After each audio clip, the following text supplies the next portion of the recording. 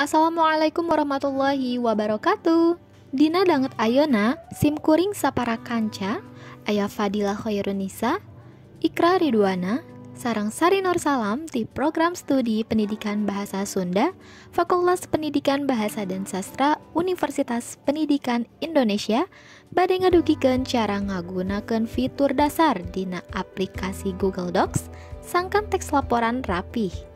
Google Docs mangrupa salah sahiji layanan olah kecap anu berbasis web haratis di Google. Google Docs sorangan miboga fungsi nu teu jauh beda jeung aplikasi Microsoft Word.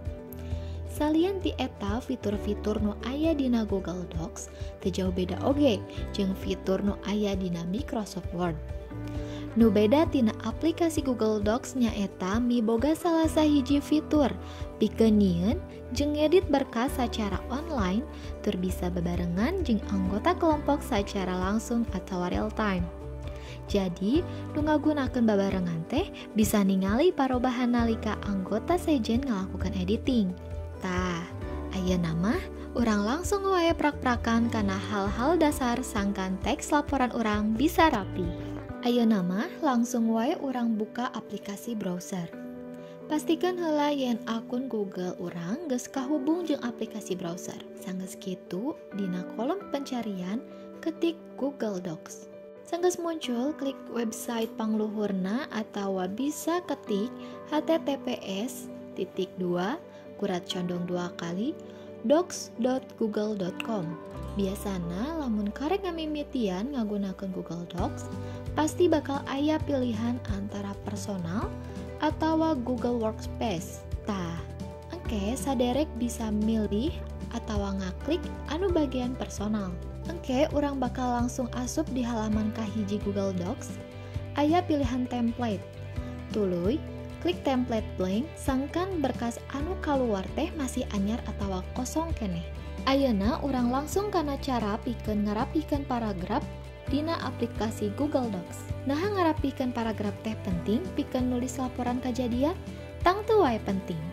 Kusabab laporan kajadian dijieun pikeun dibaca ku balarea.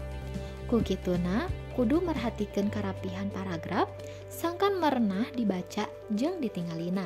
Ngarapikeun paragraf teh diantarana ngawengku sababaraha hal. Nyaeta ngatur spacing jeung ngaratakeun paragraf. Cara ngatur spacing atau jarak antar baris dina Google Docs. Langkah anu kahiji, ketik teks nu rek dipidangkeun atawa bisa oge muka file dokumen nu geus aya dina Google Docs.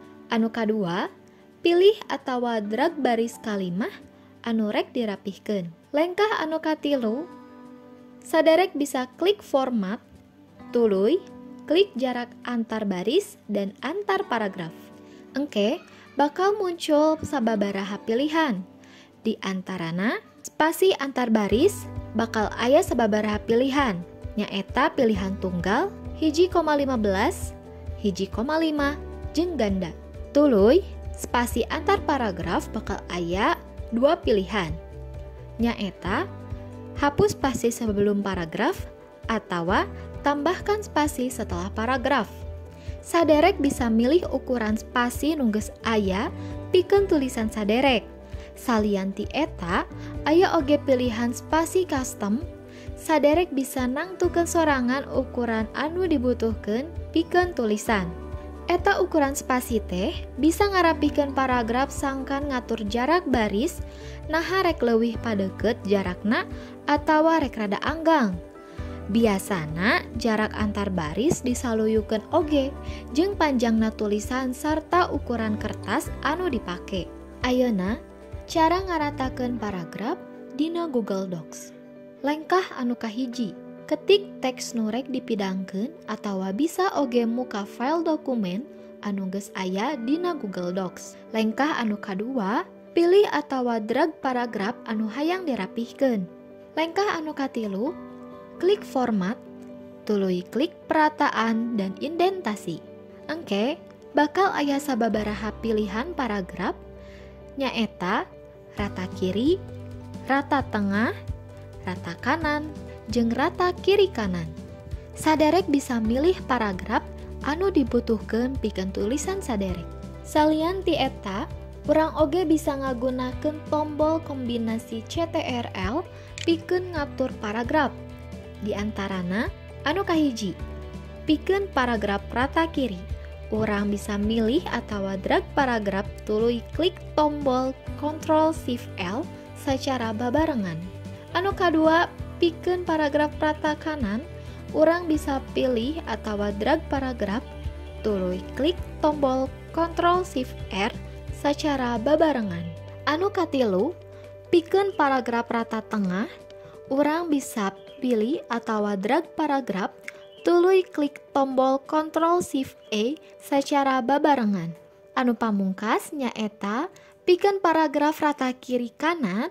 Urang bisa pilih atawa drag paragraf tuluy klik tombol Ctrl+Shift+J secara babarengan. Sakumaha nuku urang apal pikeun ngabedakeun unggal paragraf, saderek bisa ngagunakeun tombol tab anu aya dina keyboard dina kecap mimiti paragraf, sangkan baris kahiji bisa ngajorok atawa teu sajajar jeung baris handapna. Jadi, teu kudu ku cara make loba spasi, sangkan baris mimiti leuwih ngajorok ka jero. Urang oge bisa ngatur jarak ngajorok baris kahiji paragraf ngagunakeun ruler anu aya dina tampilan menu edit.